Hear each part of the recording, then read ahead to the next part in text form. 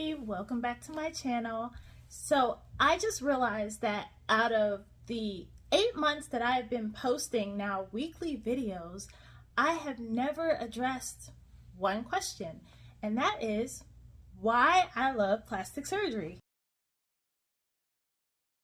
Crazy, right? This whole channel is dedicated to my life as a plastic surgery resident and, coaching and advising people on, medical school or applying to plastic surgery residency, but I never truly talked about plastic surgery as it relates to my end and why I'm passionate about it and why I love it and why I chose this as a career path.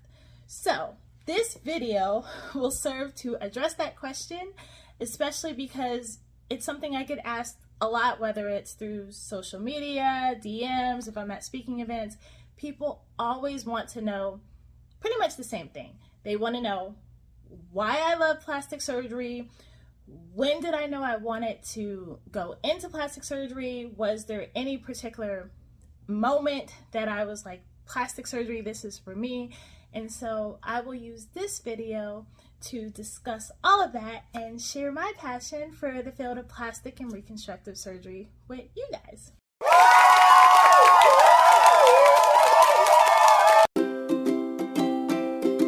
For the first question, what do I love about plastic surgery?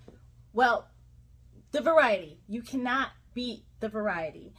Plastic surgery pretty much involves every single aspect of surgery, and that's one of the things that drew me into it the most, knowing that I wouldn't be confined to one particular area, or that I could be if I so chose, but that my training would encompass everything. And to explain that a little bit more so that it makes sense is that if you think of any type of surgery, like say orthopedic surgery, most people think, okay, orthopedic surgeons do bones, plastic surgery is soft tissue, but they don't think about things like hand fractures. Hand fractures are actually managed by either orthopedic surgeons or plastic surgeons. So those of you who have followed me know that I had my hand surgery rotation months, and that's where we're doing things like fractures, dislocations, tendon repairs, nerve repairs, carpal tunnel syndrome. So that's something that a plastic surgeon does, but most people would equate that with orthopedic surgery. Also things like Mohs surgery, removing skin cancers. People think dermatology is solely the specialty that does that, but plastic surgeries have a large hand in that. We do excisions of skin cancers on a daily basis. I think we did quite a few just this week alone. The only difference is with dermatology, they might be doing simple closures or simple flaps, whereas we're going on and doing full flap closures, taking muscles, moving it around, tissue rearrangement. It's so exciting. Things like urology, we're involved in aspects of that. If you saw my last video where I talked about how we had just did a gender affirming case, you have to know those details of the anatomy that most people would contribute with just the urologist. And then neurosurgery, I believe it was a year ago, we got called in for a case where there was a dural tear of the spinal cord and they needed, a flap closure over the muscles. So they called in plastic surgery, and we did that ourselves without a neurosurgeon present. Spinal cord hardware was there and we just covered it with muscle. And I remember that was one of the coolest cases because I remember asking the attending, I was like, oh, are we going to do this with the neurosurgery team? He was just like, why would we do that? We're plastic surgeons, we got that. So, involved in things like neurosurgery. Of course, everyone knows we work hand in hand with general surgery. We can do closures, but one of the procedures that I would love to see that fascinates me that I haven't had any exposure to, but it's things like, I was reading about like esophageal cancer and they have to remove the esophagus. Well, the plastic surgeons will come in and take a portion of the jejunum and do a jejunal flap, which is a portion of the small intestine, and move that up and make an esophagus. So we're doing flaps inside the body to make new parts of the body. It's so cool. When you think of cardiothoracic surgery with the heart, we're not necessarily on the heart, but we do sternal closures. I had one case where you could see kind of the heart beating as we were doing the tissue, so you know you had to be very careful and not trigger it. So it's just being in aspects of every single type of surgery. Vascular surgery, we're doing nerve repair. That's why you see a lot of times we wear loops, because we need the magnification to see these very small nerves that we're actually putting together with sutures that you can barely see. They look like a strand of hair. They're pretty much the size of a strand of hair, or even smaller in that aspect. And then other things like OMFS, we do cleft lips, cleft palates. We also do teeth, which is interesting because we don't learn a lot about teeth in medical school, but in plastic surgery, we are required to know like the different teeth. I have done a tooth extraction in the OR when we were doing a case.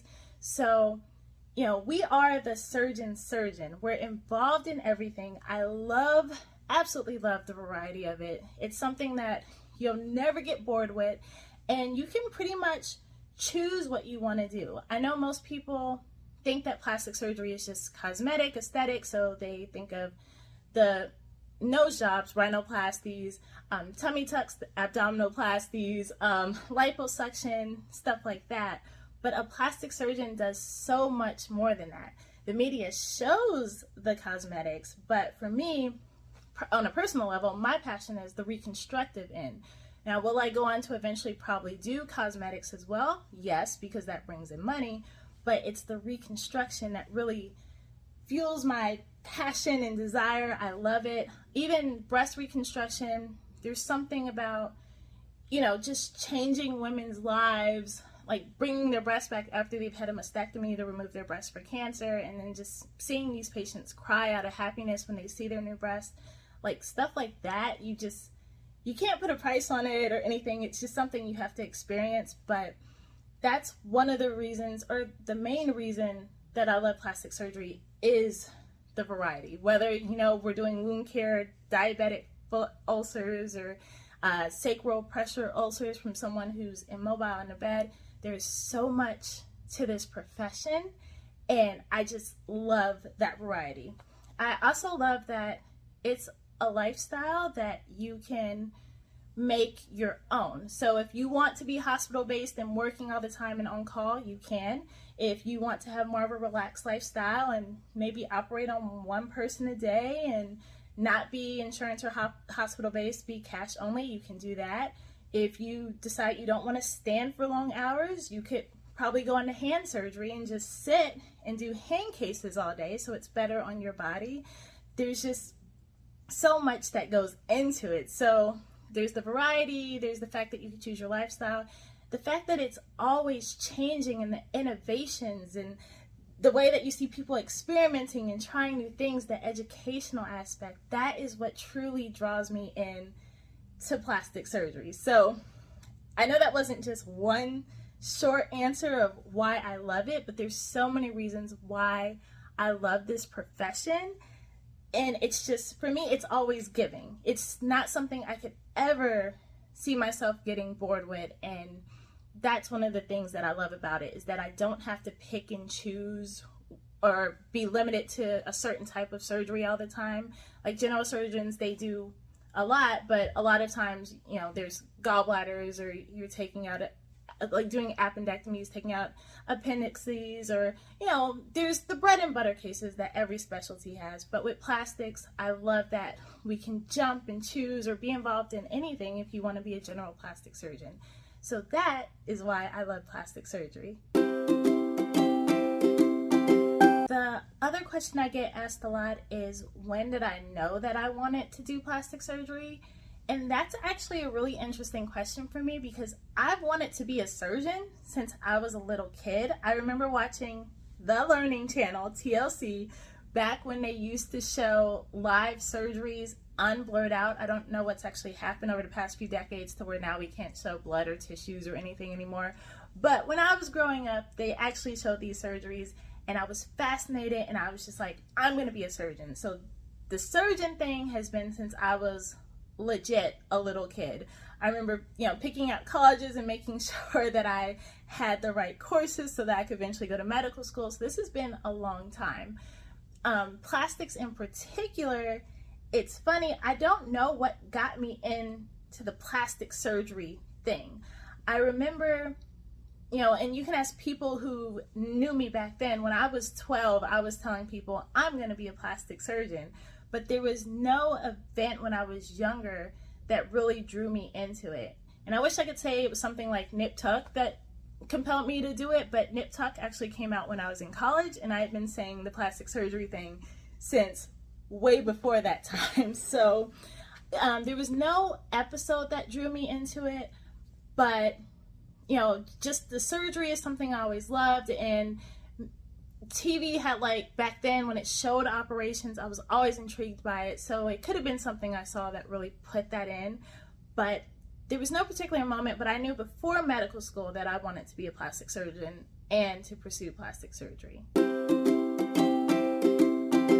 So was there a particular case or event that really drew me into wanting to continue to pursue plastic surgery?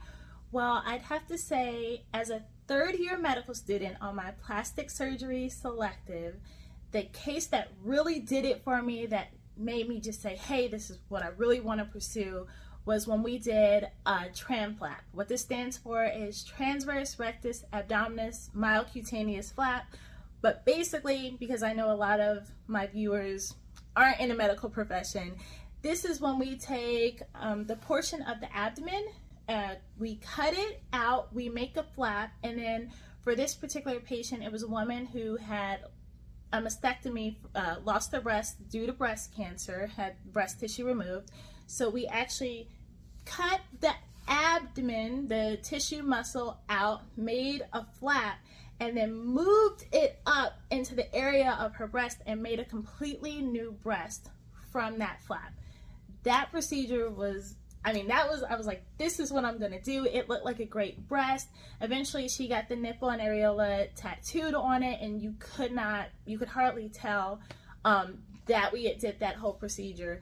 So I would say that was the one case where I was like, okay, I need to continue and really push and try to figure out how I can become a plastic surgeon.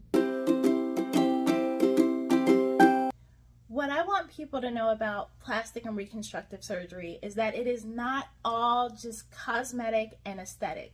And it's pretty much come to light recently, talking to people, that a lot of the general public views plastic surgery as just the tummy tuck and nose job surgeons. They don't see all the reconstructive and insanely crazy and amazing things that we can do.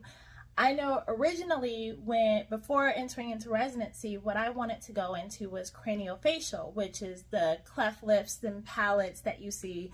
I do have this crazy dream to one day be a part of the Mercy Ship, which has people from countries all over who can't afford surgeries.